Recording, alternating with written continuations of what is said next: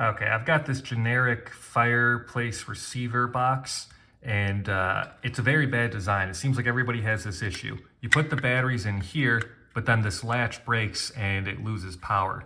So what I ended up doing, because this is like a $40 part, I took apart the two screws here, chucked this thing, and then I soldered a new cable connection here. So what you could do is you can get like a 4 AA battery holder off of eBay or something, and then make this battery powered. Or in my case, I made a very lazy, sloppy connection to a USB power cable. I've got an outlet here that's on a switch.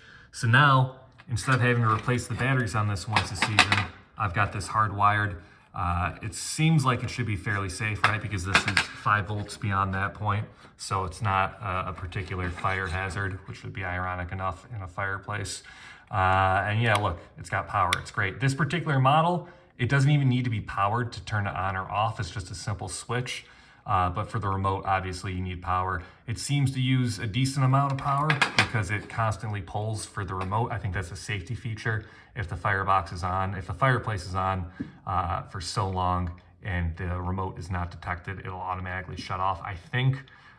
So yeah, this is something that could save you like 50, 60 bucks. I bought another one. This one, because I didn't realize this. I didn't realize it'd be so easy. This one has a better design as far as the battery compartment is concerned, but it's basically the same thing. So don't make the same mistake I did.